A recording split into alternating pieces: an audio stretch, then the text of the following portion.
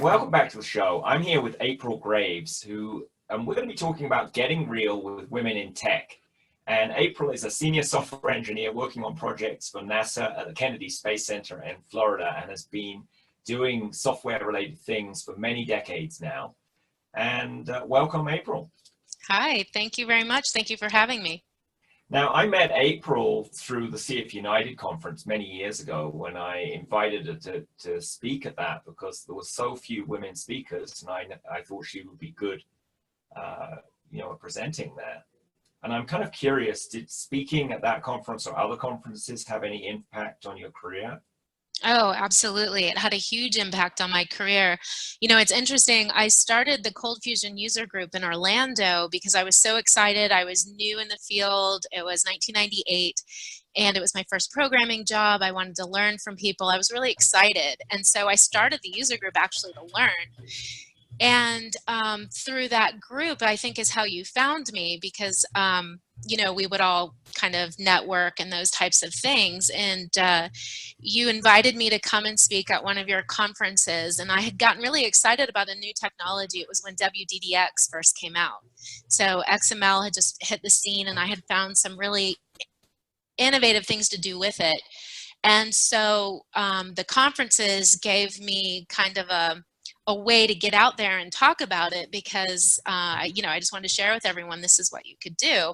And I think you invited me back a couple of times. I'm not sure how many of the conferences I did, but through the conferences, they were profound. I was able to not only really hone my skills because, they say that when you teach, you learn. That was definitely my experience. And of course, I got to network and just meet so many amazing people that I'm still in touch with today. But what it also enabled me to do, I got asked to go write an article for the ColdFusion Developers Journal through giving those talks. And I went to a conference and wrote that. And then one of the things that you did at the conferences was ask for feedback. And we got some really good feedback from people. And so I was very fortunate to have that happen in the early years of my career. And so not only did it just really kind of help round me out as a professional, but to be honest, when you go into interview for a position, and you can walk in with links to all of the people who are talking about and reacting to the talks that you gave. You have, your presentations handy. You can walk in with a magazine that you've written for. It's unbelievable what that does. So yeah, it's absolutely helped my career. So thank you. Oh, you're so welcome. Thanks for speaking at the event. I found it quite a challenge to get women programmers to speak at a conference. You got any thoughts on that? Yeah, well, and I'll be really candid about this topic since we are getting real with women in tech.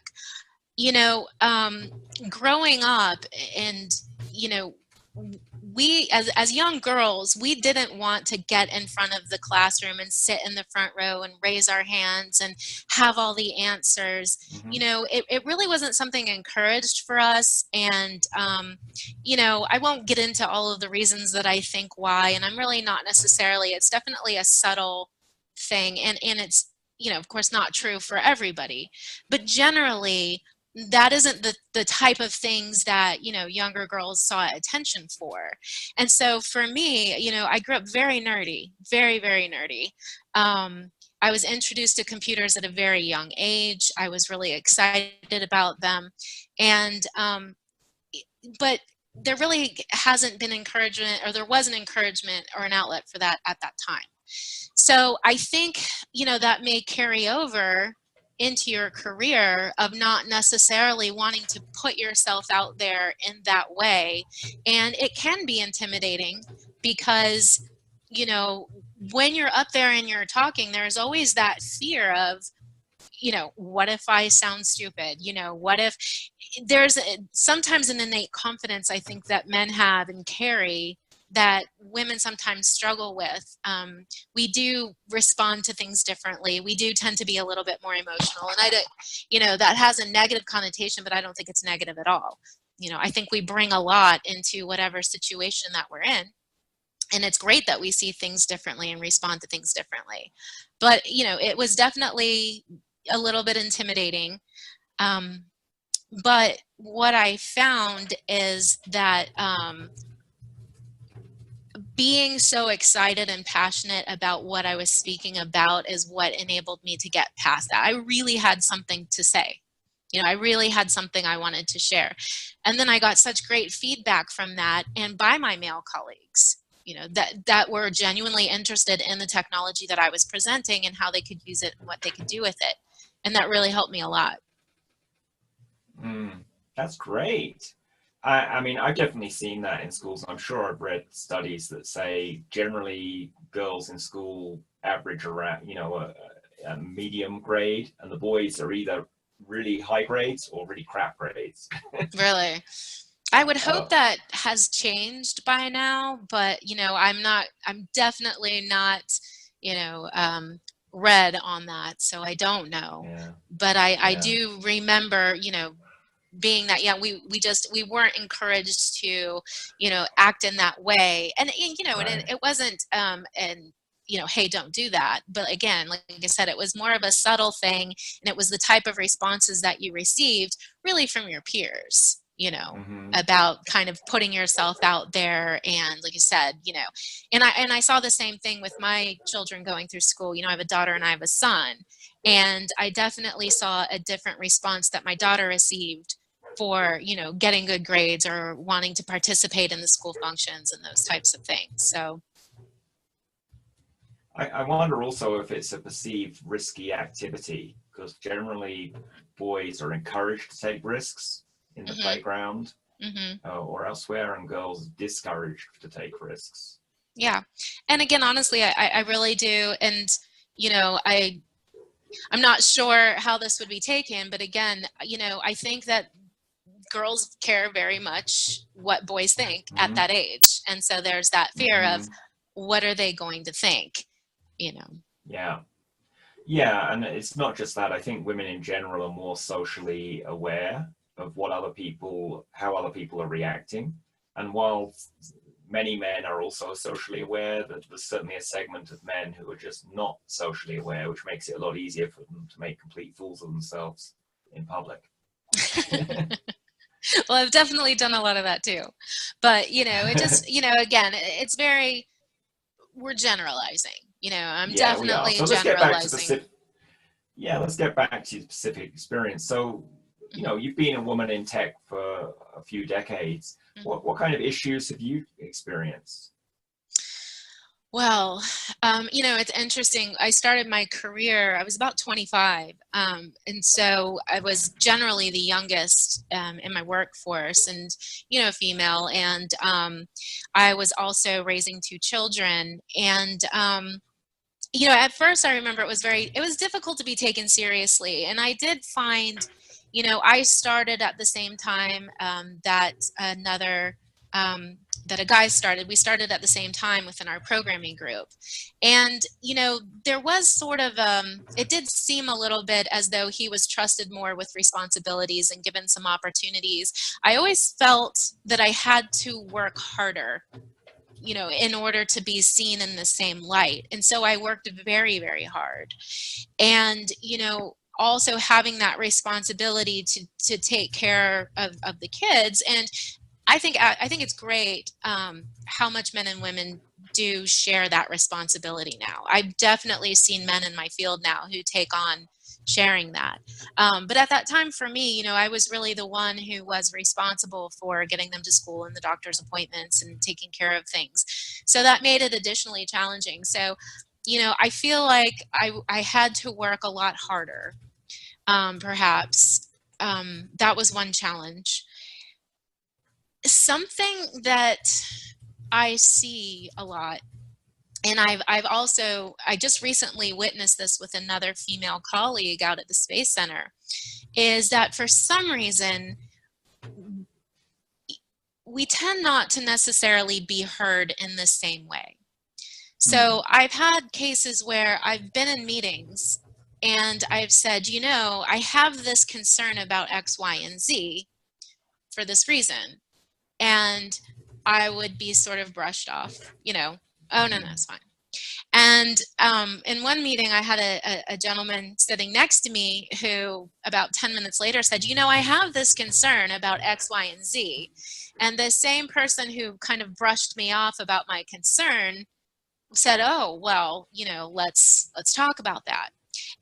And, you know, I've gotten so comfortable now in my career and, you know, what I have to contribute. And I am very comfortable speaking up that at that point I put my hand on the table and I stood up and I said, did anybody else just see that happen? You know, and they did. They acknowledged that, you know, that actually did happen because I don't think it's a conscious thing. I don't believe it was, you know, this person consciously trying to brush me off. I can't tell you, you know, the dynamics behind it or what these causes are, but you know, then a couple of weeks later I saw a coworker go through the exact same experience and she said, I literally just said that. I just said that same thing. So, you know, that does seem to be going on still. Hmm. I have noticed a difference in the younger generation now coming in. You know, I'm working with interns or junior level developers. It really does seem to be different in that generation. Um, so, you know, I've definitely worked in places where it did turn out that the women were being paid significantly less than the men. I do see that my male colleagues seem to be better at negotiating. So it's something I know they've done a lot of research and studies on, you know, Hmm. being able to go in there and really ask for what you deserve or what you feel like you deserve. Um, Yeah. so yeah, I've really I've experienced. seen studies that say most women don't negotiate at all when it comes to salary. Yeah, When they're offered a it's, job, they just take it. uh-huh. Whereas the men will often ask back and say, well, could I get this? Or could I get more vacation? Or could I get more money? Or whatever they're asking. Mm-hmm. Yeah. And, you know, I mean, we're so discouraged to talk about salary, which I find very interesting when we're, you know, at the same level and same position. And, you know, but it does come out. And at this particular company, it came out in a way that a human resources person accidentally emailed a spreadsheet to the entire company. And so the company had to go back and reevaluate. And I've learned now to use the resources that are available that do those salary surveys, you know, and to just be able to come at it matter of factly based on this is what my education level is, this is what my experience level is, this is what my skill set is, and this is, you know, the region that I'm in, and therefore this is what I know that my value is. So those tools have helped me. But again, it is definitely something I've seen throughout the entirety of my career. Yeah, I think it's a very common issue. And, you know, I think it is partly because women don't negotiate as much or as well. So that would be a great thing for us to learn to do. And then maybe there's a similar thing to you, like you said, that experience in the meeting where people don't hear you. You know, Hmm. there's a subtext of not being heard as a woman in tech. Hmm. Um, Absolutely. so, Absolutely. and if you're not being heard, I could imagine that it would make you less likely to speak up at key points in your career. Mm, well, maybe for some people. But not for you. for for me, it makes me I tend to speak a little bit louder perhaps. You have to be Yeah. careful because there's definitely a tendency. It's very easy to fall into the aggression trap, you know, where Mm-hmm. you can be seen as aggressive because what you're trying to do is to be heard, and Mm. sometimes that's the only way to get heard. And Is that so the danger of being labeled with the B word? perhaps, um, and you know, I've also been very surprised some of the things that, you know, when I was younger in my career, you know, it is a very competitive field. I have, you know, there are issues with ego and arrogance and people feeling like people might be threats. And you know, I noticed that coming in the way I did, young and female, I was kind of underestimated a little bit. You know, people really didn't have a lot of expectations of me. And the reason I know that is because I had been very specifically told, hey, you know, I really didn't have very high expectations, and, you know, you've exceeded those expectations. And it always surprised me. Yeah, I had a few men that I've worked for who have told me that. And I've come to enjoy that. I actually would prefer to come in underestimated and pleasantly surprise people. But, you know, I worked with this really amazing woman in my first programming job. She was incredible. I mean, just so sharp, really good at what she did. But she was labeled the B word, absolutely, by the men on my team. She was in a supervisory position. And of course, there were certain remarks about how she got the position that she got, if you know what I mean. And I was astounded because she was so clearly intelligent and capable, and but she was aggressive. She was very blunt. She was very to the point. And you know, I can't say that that's why, but it is a fine line that we walk. You know, making sure that we're heard and getting our voices heard, because you know we do have a lot to contribute. And you know, the way I see it, you know, now that we've got these millennials coming into the field, they think differently than we do. You know, they see things differently. They respond to tech differently. And to be honest with you, I think they're quite brilliant, and it's really exciting to work with them. And one of the things that I say about working with this younger generation is the same thing that applies to women in tech and men in tech and different cultures in tech, is that everybody has something to bring to the table. And when you can get these different minds and perspectives and experiences together, and everybody has a chance to be heard, you can produce some really amazing stuff.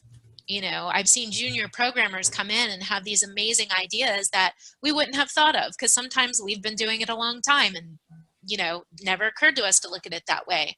And so, you know, we have such a creative field, and there's just so much space for, you know, ingenuity. And I think that it's to any company's benefit to have that diversity around the table in all fashions, not just the male and female diversity, because you make a much better product. And I'll tell you, when you can get that diverse group of people to agree on something, whether it's a user interface or a database design, you know, a system architecture, it's probably going to be pretty good. Yeah, because if you're wasting the talent of, you know, a large chunk of your team, you know, it's clearly not going to be good. And, you know, I think this whole topic is important, not just for women in tech, but for everyone in tech. You know, when certain people on a team are ignored, it's not good for everyone. Yeah, and to me, that's really where leadership comes into play. You know, I've seen good, strong leaders who don't tolerate that for anyone. You know, they're there to ensure that everybody is heard and treated fairly. So for me, you know, it really is something that needs to be important at a leadership level, and when it is, you get the benefit of that. I've also seen cases where, you know, leadership really wasn't that involved or concerned about it, and just, you know, let it work itself out. And those are the teams that I haven't seen, you know, work as effectively together. Yeah, I mean, just to expand on what I was saying earlier, a lot of developers are introverted and have difficulty speaking up in meetings. And this applies to them, if they're male or female, just as much. And if you're the leader of a team, facilitating everyone to contribute is a great skill. And I was reading an article in the New York Times that came out a few years ago about a Google effort to make their teams the best in the world. And one of the conclusions they came to is that everyone has to have a fair contribution to the team. You can't just let some people dominate the team, which would be a, you know, a more traditional way teams were run. Absolutely. I worked on a team that well, I had a team that was part resources in India and part in the US. And so there was a big cultural difference there, very big. And, you know, I do have a pretty out there personality, and I do like to come in and kind of take charge. And I was leading this team. And so I had to be very cognizant of taking that step back and allowing the team. Now, you know, we had geographical distance, we had time zone, we had technology in between us enabling us to communicate.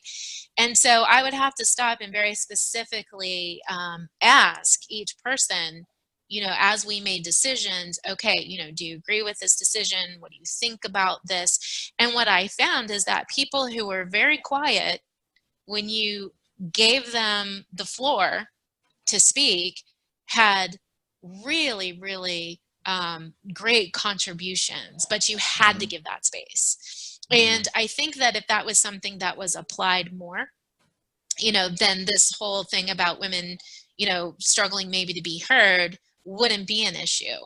You know, if the rule of thumb was, you know, everybody gets that chance to speak on, you know, the issue at hand, you know, whatever it is we happen to be doing, before a decision's made. I think that's great advice for anyone who's leading a team or managing developers, that sometimes the quiet people have more to contribute, or just as much as the loud ones. Oh, absolutely. Absolutely. They tend to probably think about what they have to say too more than they before they say it. So right. So any other experiences around being a woman in tech over the years? No, I mean, I think those are pretty much the main things that I found. You know, it's such a great field. We have a great field, and you know, at the end of the day, it really is about what you have to contribute, and it can be a struggle sometimes, you know, but it's worth it. It's worth the struggle. It's made me a better person. You know, it's made me have to have more confidence. You know, really think about what I'm contributing, to make sure that, you know, what I'm contributing does have value. A lot of patience. I've had to learn a lot of patience and people skills, and you know, but I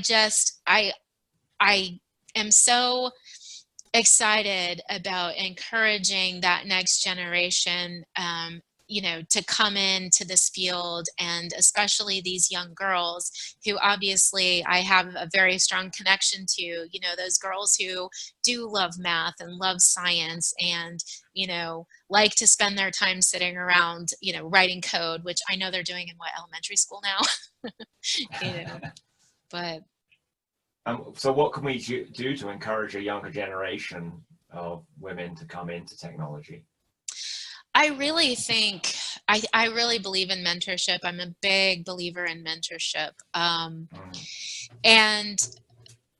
you know, I recently gave a talk at the Orlando Science Center. They had a Women in Science event that they were doing. So I had an opportunity to go speak to 6 to 12-year-olds, and it was geared, you know, obviously women in science, and, you know, to talk to these girls and really to let them know that, you know, and this is what I talk to them about: sit in the front row, raise your hand, speak up, you know, and that what an exciting field this is to be a part of. And so I think that, you know, for women who are where I am in my career, you know, that if we have the opportunity to reach out and really work with, you know, the generation coming in, and it might be, you know, college students who are interns, or it might be, you know, middle school, elementary school students, whatever. It doesn't matter what the age. And it's really important that, you know, we don't see those coming in as threats. You know, I learn from the interns and juniors, and even, you know, the high school kids, you know, I learn just as much from them as they could from me. So I think that's the best way we can help, you know, bring that new generation in and encourage those younger girls, that, you know, just to let them know, hey, I was that girl, I was that nerdy girl, and I've gotten to do these really amazing things in my career and have these great experiences.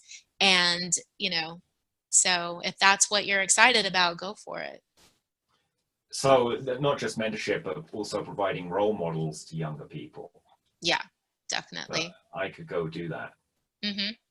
Yeah, and to really show them what it's like, it was so, I did the event, I'm part of the NASA Speaker Bureau, and so I did the event as part of that. So I got to show what a software engineer can contribute to NASA in the broader sense, and I was able to show work that my colleagues were doing, that is actually leading into how astronauts trained to work at the space station, and the Mars rovers, and just we really do get to contribute in so many ways to so many fields that when you can just show how exciting this field is, and that this is how you get there, and that you can get there. Great. Well, I really appreciate you being on the podcast, April. If people wanted to find you online, what's the best way to do that? I think LinkedIn is definitely the best way to find me at this point. So find you as April Graves on LinkedIn, and I'll put the link to your profile in the show notes. Excellent. Thank you so much. All right. Well, thank you for